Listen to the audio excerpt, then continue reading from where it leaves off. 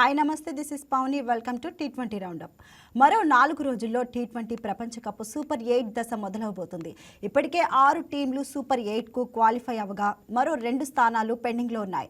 Hat trick విజయాలతో Bharat, Sri Lanka, West Indies, New Zealand, దక్షిణాఫ్రికా, England super 8లో అడుగుపెట్టాయి. ఇవాళ చెన్నై వేదికగా కెనడాతో జరిగిన మ్యాచ్లో న్యూజిలాండ్ 8 వికెట్ల తేడాతో ఘన విజయం సాధించింది. సూపర్ 8లోకి ప్రవేశించింది. ఇక ఐర్లాండ్, జింబాబ్వే మ్యాచ్ వర్షం కారణంగా రద్దయితే ఇరు జట్లకు చెరో పాయింట్ వచ్చి జింబాబ్వే సూపర్ 8కి వెళ్తుంది. అలాగే నేపాల్, స్కాట్లాండ్ మధ్య ఇవాళ జరగాల్సిన మ్యాచ్కు అంత ప్రాధాన్యత లేదు. ఇక మొత్తంగా ఇప్పుడు సూపర్ 8 దశపైనే అందరిలోనూ ఆసక్తి నెలకొంది.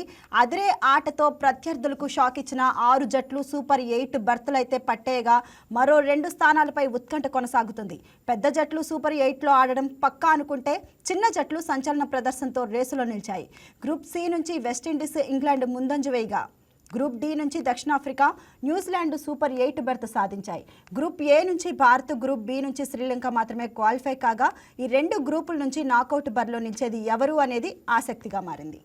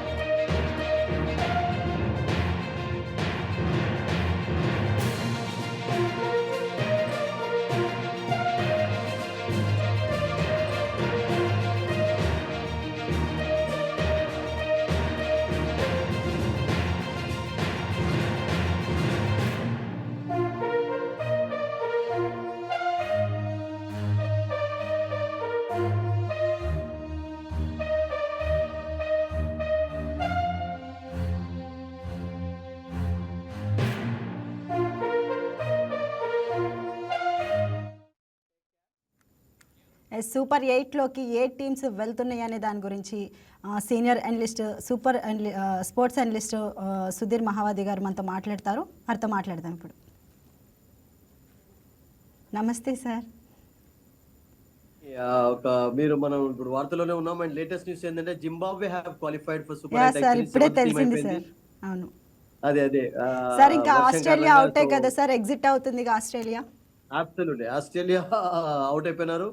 అండ్ ఆ తర్వాత ఆ గ్రూప్ నుంచి జింబాబ్వే రావడం అనేది great thing actually. Sri Lanka, Zimbabwe. And ఇంకొకటి పాకిస్తాన్ వస్తుందా లేకుంటే యూఎస్ఏకి ఛాన్స్ ఉంటుందా అది మనకు రేపటి తెలుస్తుంది. నమీబియా అగైన్స్ ఓడిపోయినట్లయితే యూఎస్ఏకి ఛాన్స్ ఉంటుంది. ఎందుకంటే ఇండియాతో ఓడిపోవడంతో టెమండస్ స్పెషల్లోకి వచ్చారు. అండ్ మైనస్ అయిపోయింది వాళ్ళ నెట్ రన్ రేట్ కూడా. సో పాకిస్తాన్ నమీబియా మ్యాచ్ కూడా ఇవాళలాగానే వర్షం కారణంగా రద్దయినట్లయితే Pakistan will be happy. Definitely వాళ్ళకు క్వాలిఫికేషన్ వస్తుంది. అండ్ ఇంకో ఒకే స్పాట్ కావాలి. 7 టీమ్స్ ఎంటర్ అయిపోయాయి. సో ఇప్పుడు జింబాబ్వే ఇండియా గ్రూప్ లో ఉంటది పవని. Okay. India, south Africa, west Indies, Zimbabwe ఈ ఒక గ్రూప్ లో ఆడతారు. అండ్ మరొక గ్రూప్ లో వీ హావ్ టు వెయిట్. ఎందుకంటే already England, west Indies qualify అయిపోయారు, న్యూజిలాండ్ క్వాలిఫై అయిపోయారు, మీరు చెప్పారు కదా ఈ రోజు హెడ్లైన్స్ లో. అండ్ ఒక స్పాట్ మరి పాకిస్తానా, న్యూ న్యూ అమెరికానా, only we have to wait for that. So congratulations to Zimbabwe. Actually yes చాలా సార్. అద్భుతంగా ఆడారు ఈ టోర్నమెంట్ లో. అండ్ అసలు actually you can expect ask me. చేయలేదు సార్ ఎవరు కూడా ఈ చిన్న టీమ్స్ ఇలా విక్టరీ సాధిస్తాయి అని చెప్పి ఎవరు అయితే ఎక్స్పెక్ట్ చేయలేదు. అండ్ అలానే ఆస్ట్రేలియా అసలు అవుట్ అయ్యిద్ది, ఎగ్జిట్ అయ్యిద్ది అనేది కూడా అందరికీ ఒక షాకింగ్ లాగా ఉంది. ఫస్ట్ ఆఫ్ ఆల్ అసలు ఏంటి సార్, ఎక్కడ తప్పు జరిగిందంటారు ఆస్ట్రేలియా టీంలో? ఐ థింక్ వాళ్ళ బౌలింగ్ స్ట్రాంగ్ గా లేకపోవడం మెయిన్ కారణం అనుకున్నాను నేను పవన్. ఎందుకంటే వాళ్ళకు బ్యాటింగ్ లైన్ పర్వాలేదు, బట్ బ్యాటర్స్ కూడా బ్రిటిల్ గానే కనబడింది. అంటే చక్కగా ఆడుతూ ఆడుతూ ఒక్కసారి సడన్ గా కుప్పగొల్లడం, కొలాప్స్ కావడం, లైక్ ప్యాక్ ఆఫ్ కార్డ్స్ అట్లా చూసాం మనం. అంటే ఆ, ఇంజూరీస్ it వల్ల happened కూడా yesterday. ఒక ఇంపాక్ట్ ఉందంటారా? ఏమంటారు? ఇంజూరీస్ వల్ల కూడా ఇంపాక్ట్ ఉందంటారా ప్లేయర్స్ ఇంజరీస్ కి? కూడా కారణం. అంటే కమిన్స్ లేకపోవడం, తర్వాత హేజల్వుడ్ లేకపోవడం ఒక బిగ్ దెబ్బనే. అఫ్ కోర్స్ స్టార్క్ అంటే మర్చిపోవాలి, ఈ రిటైర్డ్ ఫ్రమ్ T20. బట్ వాళ్ళకు మిగతా వాళ్ళు బ్యాటింగ్ పైన ఎక్కువగా వాళ్ళు కాన్సన్ట్రేషన్ చేశారు. అండ్ వాళ్ళకు మెయిన్ బౌలర్స్ దూరం కావడం అనేది అబ్సల్యూట్లీ చివరికి దాని ప్రభావం కనబడింది. ఎందుకంటే నిన్నటి మ్యాచ్ మనం ఎగ్జాంపుల్ తీసుకుందాం. నిన్న చాలా అద్భుతంగా ఆడుతున్నటువంటి సమయంలో పావని వాళ్ళు కొలాప్స్ కావడం అనేది అసలు యాక్చువల్గా 100+ without loss. Can you imagine 8 overs లో 230, 240 లాగా ఛాన్స్ కనబడింది. ఆ తర్వాత మిడిల్ ఆర్డర్ కొలాప్స్ అయిపోయింది, లోవర్ ఆర్డర్ లో ఎవరు రన్స్ సాధించలేదు. సో ఐ థింక్ సడన్లీ వాళ్ళు 180+ మాత్రమే స్కోర్ చేయగలిగారు. So that was not enough actually ఆ వికెట్ పైన. సో ఐ థింక్ నేనేమనుకుంటానంటే బ్యాటింగ్ ఫెయిల్యూర్స్ కూడా మీకు చాలా కనబడ్డాయి బౌలింగ్ తో పాటు. బౌలింగ్ లో అఫ్ కోర్స్ కమిన్స్ లేకపోవడం, హేజల్వుడ్ లేకపోవడం ఒక పెద్ద దెబ్బనే, కాదని కాదు. బట్ ఉన్న వాళ్ళలో కూడా మీకు జంపా కూడా సరిగ్గా బౌలింగ్ చేయలేదు ఈ టోర్నమెంట్ లో. అండ్ బార్లెట్ కూడా చాలా అనుకున్నట్టుగా వేయలేదు. ఒక స్టాయినిస్ పర్వాలేదు అనిపించుకున్నాడు మీడియం పేసర్ గా. And Nathan Ellis first match లో చక్కగా చేశాడు, ఆ తర్వాత స్ట్రగుల్ కావడం చూసాం. ఎప్పుడైతే జింబాబ్వే అగైనెస్ట్ ఓడిపోయినారో ప్రెషర్ వాళ్ళపైన ఇంక్రీజ్ అయిపోయింది. అండ్ నిన్నటి మ్యాచ్ లో they had a good chance. ఒకవేళ వాళ్ళు నిజంగానే నిన్నటి మ్యాచ్ లో విక్టరీ సాధించున్నట్లయితే వాళ్ళకు మంచి ఛాన్స్ ఉంటుంది. ఎందుకంటే ఎస్ సార్, నెక్స్ట్ మ్యాచ్ నిన్న వాళ్ళు జరిగిన ఓవర్ ఆస్ట్రేలియా శ్రీలంక మ్యాచ్ చూసుకుంటే మనం ఫస్ట్ వికెట్ పార్ట్నర్షిప్ 104 రన్స్ చేశారు. చాలా బాగా ఆడారు అసలు ఆస్ట్రేలియా వాళ్ళు. మరి సడన్ గా 181కి అబ్సల్యూట్లీ ఫెంటాస్టిక్ అండి. అదే అంటున్నాను కదా, 108 వితౌట్ లాస్ నుంచి అలా ఆల్అౌట్ కావడం అనేది అసలు యాక్చువల్గా ఇట్ వాజ్ పో batting performance. Middle order, lower order collapse కావడమే కారణం. అండ్ దాంతో చాలా స్ట్రగుల్ అండి. జింబాబ్వే తోటి అదే జరిగింది కదా. జింబాబ్వే అగెనిస్ట్ కూడా వాళ్ళు స్ట్రగుల్ కావడం చూసాం. బ్యాటర్స్ ఎవరు అనుకున్నట్టుగా వాళ్ళు పర్ఫామ్ చేయలేకపోయారు. సో చివరికి వాళ్ళు ఒక పెద్ద స్కోర్ చేయని పరిస్థితి ఏర్పడింది. So batting failures, bowling failures అన్నీ ఉన్నాయి. అండ్ నేను అనుకుంటాను పవన్, ఇలా చాలా కొత్త ఏం కాదు. అంటే ఆస్ట్రేలియా ఎగ్జిట్ కావడం అనేది ఇంటర్నేషనల్ టోర్నమెంట్స్ లో కొత్త ఏం కాదు. అవును ఇప్పుడు సార్. బిగ్ టోర్నమెంట్స్ ను కూడా మీరు ఇంక్లూడ్ చేసినట్లయితే 75 లో బిగ్ వరల్డ్ కప్ స్టార్ట్ అయింది అసలు పవన్. యాక్చువల్లీ అప్పుడు అసలు ఎన్నోసార్లు semi-final లో వన్ డే ఫార్మాట్ కానీ T20 వరల్డ్ కప్ అప్పుడు కానీ టైటిల్ తీసుకున్నట్లు మనం చూస్తున్నాము ఆస్ట్రేలియా టీం. బట్ అలాంటిది Yeah, dominant అసలు team. ఎలా అలా కొలాప్స్ అయిపోయింది? Dominant team. అంటే మీరు అన్నట్టుగా 50-50 ఓవర్లోనైతే వాళ్ళలాగా ఎవరు ఇప్పటివరకు డామినేషన్ కనబరచలేదు. 75 లో కూడా ఫైనల్లో ప్రవేశించారు, తర్వాత 79 లో ఎగ్జిట్ అయ్యారు. ఇంగ్లాండ్ అప్పుడు ఫైనల్లో ప్రవేశించింది. 83 లో జింబాబ్వే చేతిలో ఓడిపోయినారు. మన లాస్ట్ డిస్కషన్ లో కూడా చర్చించాను జింబాబ్వే ఓడించినప్పుడు. ఆ తర్వాత 92 లో ఆస్ట్రేలియాలో జరిగినప్పుడు కూడా వాళ్ళు క్వాలిఫైగా ఎగ్జిట్ కావాల్సి వచ్చింది. తర్వాత 2009 లో ఇంగ్లాండ్ లో T20 జరిగిన అప్పుడు కూడా ఎగ్జిట్ అయ్యారు. తర్వాత కపుల్ ఆఫ్ ఛాంపియన్స్ ట్రోఫీలో కూడా వాళ్ళకి ఎగ్జిట్ తప్పలేదు. ఈ ఇటువంటి దశలోనే పవన్, ఇదేం కొత్త కాదు. బట్ లాస్ట్ 4-5 ఇయర్స్ లో ఆస్ట్రేలియా, లాస్ట్ 4 అని కాదు అసలు యాక్చువల్గా కపుల్ ఆఫ్ డికేట్స్ నుంచి మీరు చూసినట్లయితే వాళ్ళు ప్రతి టోర్నమెంట్ లో కూడా క్లియర్ ఫేవరెట్ గానే బరిలోకి దిగుతారు. వాళ్ళు ఉన్నారు అంటే వన్ ఆఫ్ ది ఫేవరెట్స్ గానే ఉంటారు. అండ్ ఈ టోర్నమెంట్ లో కూడా మనం స్టార్టింగ్ లో చర్చించాం కదా, they are definitely one of the favourites కావచ్చు అని చెప్పి. బట్ అగైన్ వాళ్ళ బౌలింగ్ కొంచెం డిప్లీటెడ్ గా ఉండడంతో ప్రెషర్ ఉండొచ్చు అన్న విషయం కూడా మనం అనుకున్నాం. అండ్ వాళ్ళ ఎగ్జిట్ కు దారి తీసింది. యాక్చువల్లీ అసలు వాళ్ళు ఫస్ట్ ఆడిన విధానం చూస్తే ఫ్యాన్స్ అందరూ వాళ్ళు మళ్ళీ ఫామ్ లోకి వచ్చారు అనుకున్నారు. అబ్సల్యూట్లీ అండి, అలా అనుకున్నారు. నిన్నటి మ్యాచ్ లో అలా కనబడింది. బట్ అది only just 8 overs 9 overs wonder మాత్రమే. అంటే ఆ తర్వాత స్ట్రగుల్ కావడం చూసాం. అండ్ జింబాబ్వే రియల్ గా చెప్పాలంటే పావని, మనం ఒకవేళ తీసుకున్నట్లయితే లాస్ట్ వరల్డ్ కప్ లో క్వాలిఫికేషన్ లేదు. You know that. రియల్ గా చెప్పాలంటే అవును. లాస్ట్ వరల్డ్ కప్ లో వాళ్ళు, నేను అనుకుంటాను, ఉగాండా చేతిలో ఓడిపోయినారు. ఓకే. ఉగాండా చేతిలో ఓడిపోవాల్సి వచ్చింది, వాళ్ళకు క్వాలిఫై కాలేకపోయారు. అండ్ క్వాలిఫై అయిన తర్వాత కూడా వాళ్ళు, అంటే ప్రతిసారి 2007 నుండి వాళ్ళ యొక్క ఎంట్రీ చూసినట్లయితే వాళ్ళు ఆడినప్పుడల్లా వాళ్ళకి ఇట్లా సూపర్ 8 సూపర్ 6 లో వెళ్ళడం, సెమీఫైనల్ లో వెళ్ళడం కూడా ఎప్పుడు జరగలేదు అసలు యాక్చువల్గా. So that's a great thing happen for them. Just imagine చేయండి, వాళ్ళు ఏమనుకొని ఉంటారు. నవంబర్ 23 అనే రోజు 2023లో ఉగాండా చేతిలో ఓడిపోవడం అనేది the biggest shock for them actually. Think Uganda enter అయిపోయింది. ఉగాండే అఫ్ కోర్స్ పాపగోనాన్ కూడా గిన్నెని కూడా ఓడించారు. వాళ్ళు ఒక మ్యాచ్ లో విక్టరీ సాధించారు ఆ టోర్నమెంట్ లో ఎగ్జిట్ గా అయినప్పటికీ కూడా ఎర్లీ స్టేజ్ లో. But it was a great achievement for them actually. Think Uganda from African nation cricket world cup లో క్వాలిఫై కావడం ఫస్ట్ టైం అనేది that they celebrated like anything actually. And ఆ తర్వాత జింబాబ్వే పాపం ఆ మ్యాచ్లన్నీ కూడా వాళ్ళు టీవీలో టెలివిజన్ లో చూసేటటువంటి పరిస్థితి ఏర్పడింది. అండ్ అప్పుడు ఆడినటువంటి ప్లేయర్స్ లో ఇప్పుడు చాలా మంది ఉన్నారు. 4-5 మెంబర్స్ అయితే ఉన్నారు మీకు బౌలర్స్ లో. ఎంగరావా ఉన్నాడు, తర్వాత మజరూబాని ఉన్నాడు, తర్వాత ఆ మీకు టాప్ ఆర్డర్ లో కూడా మీకు కెప్టెన్ రాజా, వీళ్ళందరూ కూడా ఉన్నారు.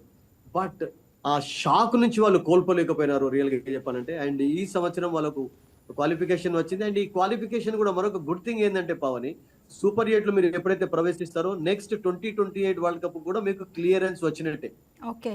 ఎలానైతే అమెరికా పాకిస్తాన్ ఓడించి వాళ్ళు ఈ సంవత్సరం వరల్డ్ కప్ లో వాళ్ళు క్వాలిఫై అయ్యారు. You don't need to play qualification ఆడే అవసరం లేదు పవని.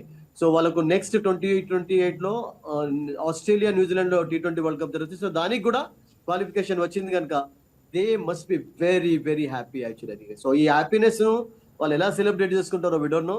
నేను అనుకుంటాను సూపర్ 8 లో ఒక మంచి పర్ఫార్మెన్స్ ఇచ్చి వాళ్ళు సెలబ్రేట్ చేసుకున్నట్లయితే that can be good for them. Because it's a poor country, చాలా స్ట్రగుల్ అవుతున్నారు అక్కడ. And we have seen Zimbabwe producing some fantastic players అండి. గతంలో కూడా ఫ్లెచర్, హాటన్ లాంటి వాళ్ళు చాలా చాలా అద్భుతమైనటువంటి ప్లేయర్స్ ఉన్నారు ఆ కంట్రీ నుంచి వచ్చారు.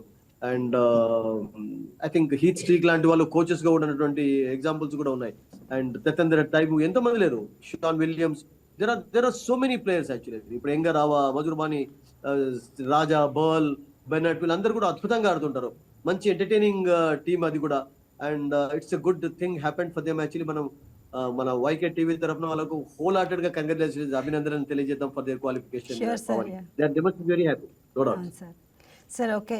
సో న్యూజిలాండ్ చూస్తే సూపర్ 8కి క్వాలిఫై అయ్యింది. సో అసలు వాళ్ళు విన్ దట్ అనేది వాజ్ ఎ ఫోర్గాన్ కంక్లూజన్ అండి. అంటే that result was expected already, Canada ఓడించడం అనేది. బట్ కెనడా కూడా కొంచెం చెమటలు పట్టియలేదా? ఎందుకంటే అందులో ఒక ప్లేయర్ నేను అనుకుంటాను అద్భుతంగా ఆడడం కూడా చూసాం ఈ రోజు. ఒక యంగ్స్టర్ సెంచరీ సాధించడం అనేది కూడా గొప్ప విషయం యాక్చువల్లీ. అయితే 19-year-old యువరాజ్ అనే ఒక ప్లేయర్, యువరాజ్ సామ్రా, ఐ థింక్ ఈ scored a century and record కూడా సృష్టించాడు. So of course New Zealand effortless గా విక్టరీ సాధించా, కానీ ఐ థింక్ వాళ్ళు చేసినటువంటి 170 స్కోర్ ను కూడా మీరు అప్రిషియేట్ చేయాల్సిందే. ఎందుకంటే కెనడా కూడా ఇప్పుడిప్పుడే ఆడుతున్నటువంటి టీం. అంటే వాళ్ళకు చరిత్ర ఉంది, లేదని కాదు. 18th century నుంచి క్రికెట్ ఆడుతున్నారు. అమెరికా, కెనడాల మధ్యలో కూడా క్రికెట్ మ్యాచెస్ చాలా జరిగేవి. బట్ స్టిల్ ఇక్కడ అంత పాపులర్ స్పోర్ట్ కాదు కెనడాలో మీరు చూసినట్లయితే. బట్ క్రికెట్ ఇప్పుడు చాలా పాపులర్ అవుతుంది అక్కడ. సో వాళ్ళ entry was good actually and there performance was good. And వాళ్ళని ఎంత మెచ్చుకున్నా కానీ తక్కువనే. So New Zealand of course qualify కావడం అనేది good thing happened for them. మనం అనుకున్నట్టుగానే న్యూజిలాండ్ కొని ఓన్లీ వన్ షాక్ ఎక్కడ అయిందంటే ఐ థింక్ ఆస్ట్రేలియా ఎగ్జిట్ అనేది the biggest shock of the tournament. But otherwise మిగతా టీమ్స్ అన్ని కూడా క్వాలిఫై కావడంలో అంత పెద్ద షాకింగ్ ఏం కాదు. అంటే దాన్ని ఏమంటారు, సర్ప్రైజింగ్ ఏం కాదు. అంటే ఆఫ్ఘనిస్తాన్ కూడా ఎక్స్పెక్ట్ చేశాం, బట్ ఆఫ్ఘనిస్తాన్ కు పోటీ ఉంటుందని కూడా మనం అనుకున్నాం. సౌత్ ఆఫ్రికా, న్యూజిలాండ్ నుండి అలా జరిగింది కూడా. And south Africa have played well. So ఇప్పుడు south Africa, sir what about Sri Lanka team sir? Sri Lanka team చాలా బాగా ఆడుతున్నారండి. అండ్ వాళ్ళకి హోమ్ అడ్వాంటేజ్ కూడా వర్కౌట్ అవుతుంది, డౌట్ లేదు. కొంచెం స్టార్టింగ్ లో కొంచెం స్ట్రగుల్ అయినా కానీ but I think they have come to the real form. And ముఖ్యంగా కుషాల్ మెండిస్, నిశాంక టాప్ ఆర్డర్లో ఇప్పుడు బ్యాక్ టు బ్యాక్ సెంచరీలు చూసాం. నిన్న నిశాంక సెంచరీస్ చేస్తే ఈ రోజు యువరాజ్ చేయడం అనేది 2 centuries ఇప్పటివరకు నమోదయ్యాయి. అండ్ బ్రహ్మాండంగా ఆడుతున్నారు వాళ్ళు. బౌలింగ్ లో వాళ్ళకు స్ట్రెంత్ ఉంది. అండ్ నిన్న అసరంగా లేకున్నా కానీ హేమంత్ తీసుకున్నారు. Hemanth bowled well actually 3 wickets తీసుకున్నాడు. Theekshana bowled well for them actually. ముఖ్యంగా Kusal Mendis is playing a key role for them పావని. కుషాల్ మెండిస్ రియల్ గా చెప్పాలంటే ఒక షీట్ యాంకర్ రోల్ అద్భుతంగా అతను ప్లే చేస్తున్నాడు.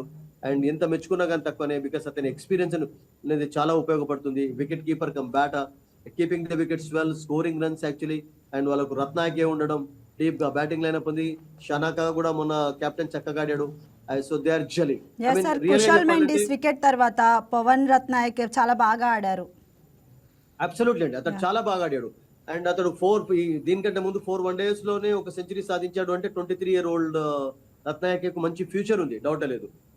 గతంలో కూడా చాలా రత్నాయకాలను చూసాం. రత్నాయక అంటే కామన్ నేమ్ శ్రీలంకలో, వాళ్ళకి ఏం రిలేషన్ ఉండకపోవచ్చు. But this man is a very good player అండి. అద్భుతంగా ఆడుతున్నాడు, మంచి స్ట్రోక్స్ ఉన్నాయి. మీరు అన్నట్టుగా కుషాల్ మెండిస్ అయిన తర్వాత కూడా వచ్చి ఇక్కడ ప్రెషర్ ఉండకుండా ఆడాడు. ఆ ప్రెషర్ అనేది క్లియర్ గా కనబడలేదు. ఇస్ గాట్ ఎవ్రీ స్ట్రోక్ అండి, అన్ని స్ట్రోక్స్ ఆడగలుగుతాడు, ఆఫ్ సైడ్ లో ఆన్ సైడ్ లో. So good player and good thing for Sri Lanka. చాలా వయసు అతనిది చాలా తక్కువ, ఫ్యూచర్ అద్భుతంగా ఉంది అతనిది. సో శ్రీలంక మీరు అన్నట్టుగా పావని రైట్ టైంలో పీక్ అవుతున్నారంట కదా ఫామ్, అలా మెల్లమెల్లగా ఒక్కొక్కరు ఫామ్ లోకి రావడం అనేది గుడ్ థింగ్ యాక్చువల్లీ. ఎందుకంటే నిన్న Yes, sir. ఆస్ట్రేలియాను ఎప్పుడైతే అంత ఈజీగా ఎఫర్ట్లెస్ గా ఓడించారు, దట్టు 230 అయ్యే స్కోర్ ను 180 జస్ట్ ప్లస్ కు వాళ్ళు కట్టడి చేయగలిగారు. ఐ థింక్ క్లియర్ గా వాళ్ళ ఫామ్ అనేది మనకు కనబడింది ఆల్ ఎస్ సార్, డిపార్ట్మెంట్ లో. పతాన్ సో నిశంక అయితే గ్రేట్ ఇన్నింగ్స్ చెప్పుకోవచ్చు సార్ మనం. సెంచరీ చేశాడు తనైతే. ఎవరు? పతాన్ నిశంక. నిశాంక అబ్సల్యూట్లీ, నేను అదే అన్నాను కదా, సెంచరీ చేయడం అనేది చాలా important thing because is very good player అండి. T20 ఫార్మాట్ లో, వన్డే ఫార్మాట్ లో నేను అనుకుంటాను అతనికి మంచి రికార్డు ఉంది. ఈవెన్ టెస్ట్ మ్యాచెస్ లో కూడా ఎదిగే ఛాన్సెస్ ఉంటాయి అతనికి. ఫియర్లెస్ ప్లేయర్, ముఖ్యంగా ఏంటంటే స్ట్రోక్స్ అద్భుతంగా ఆడతాడు. అతనికి కూడా అన్ని స్ట్రోక్స్ ఉన్నాయి. లెగ్ సైడ్ లో ఈజీగా ఆడతాడు, ఆఫ్ సైడ్ లో మంచి స్ట్రోక్స్ ఆడతాడు. అండ్ నిన్న అతడు సెంచరీ చేసి నాట్అవుట్ గా నిలవడం 180 లో గ్రేట్ థింగ్. ఇంకా అంతకంటే ఎక్కువ ఏం కాదు. మీరు 180 చేంజ్ చేస్తున్నప్పుడు ఒక బ్యాట్స్మెన్ టాప్ ఆర్డర్ లో మీకు సెంచరీ చేశాడంటే మీలో కాన్ఫిడెన్స్ అనేది పెరుగుతుంది పవని. అండ్ గుడ్ థింగ్ అంటే అతడు రియల్ ఫామ్ లోకి రావడం అనేది నెక్స్ట్ టీమ్ మెంబర్స్ అందరికీ కూడా ఒక వార్నింగ్ లాంటిది అని చెప్పాలి.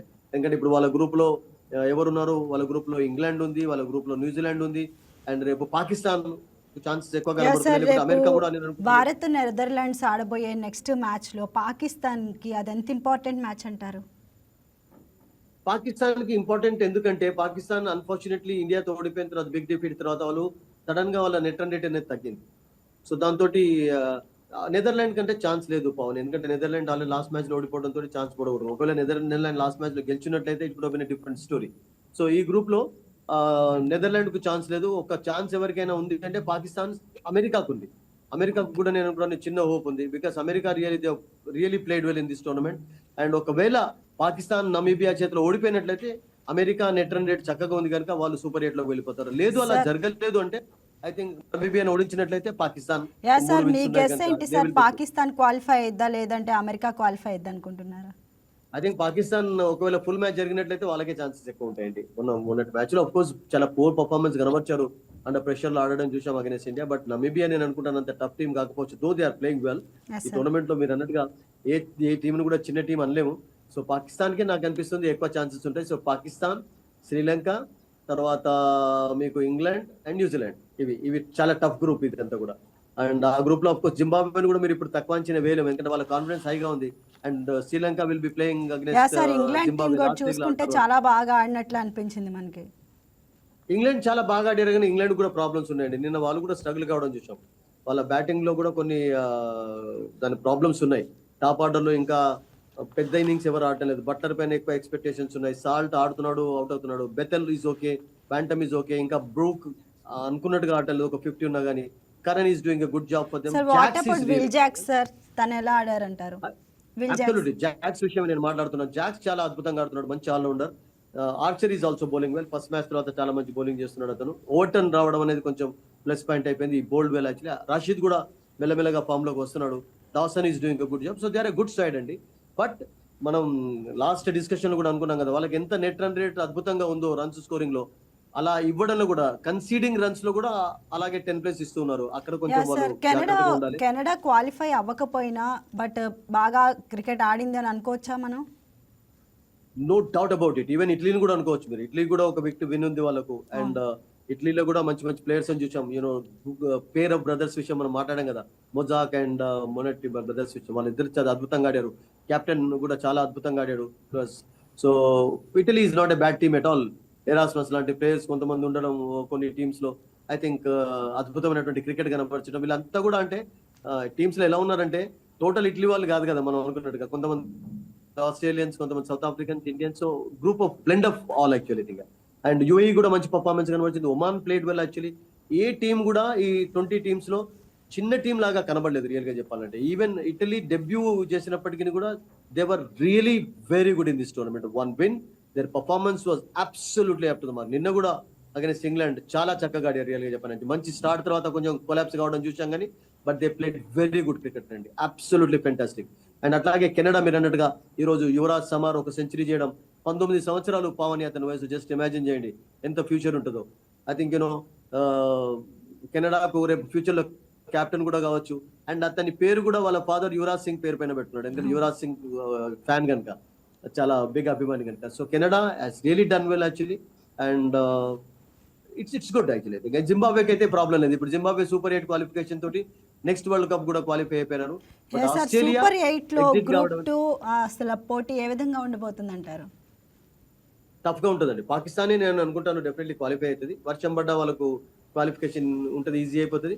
లేకున్నా కానీ వాళ్ళకి ఛాన్సెస్ ఉన్నాయి. లేకున్నా వాళ్ళు ఏం చేయొచ్చు అంటే యుఎస్ఏ నెట్ రన్ రేట్ ను అధిగమించాలంటే ఏం చేయాలి, ఓడిపోయినా కానీ, because they already have 2 wins. USA కూడా 2 wins ఉన్నాయి. ఇండియా అంటే స్ట్రేట్ అవే 3 wins తోటి క్వాలిఫై అయింది. నెదర్లాండ్స్ కు ఛాన్స్ లేదు.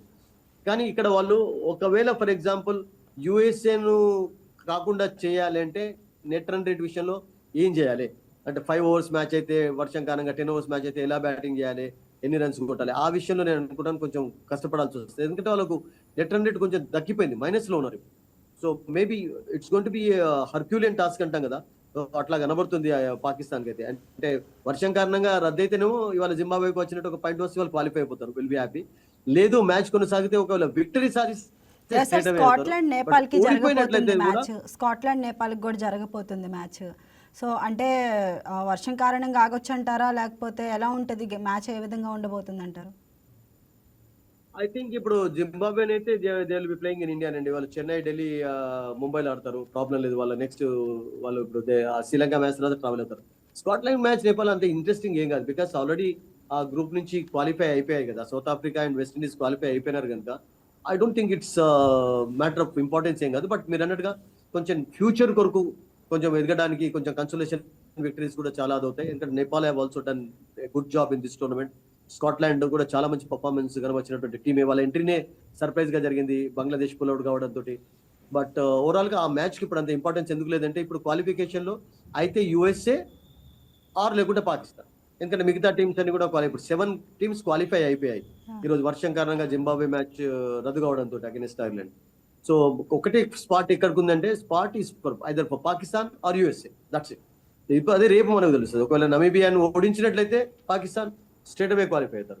లేదు వర్షం కారణంగా రద్దయిందంటే వాళ్ళకి పాయింట్ వచ్చి క్వాలిఫై అయిపోతారు. ఆర్ లేదు వాళ్ళకి క్వాలిఫికేషన్ కావాలంటే ఓడిపోయినా కానీ నెట్ రన్ రేట్ కొంచెం ఇంప్రూవ్మెంట్ చేసుకునేది. బట్ నెట్ రన్ రేట్ యుఎస్ఏది ఇట్స్ ఫార్ బెటర్.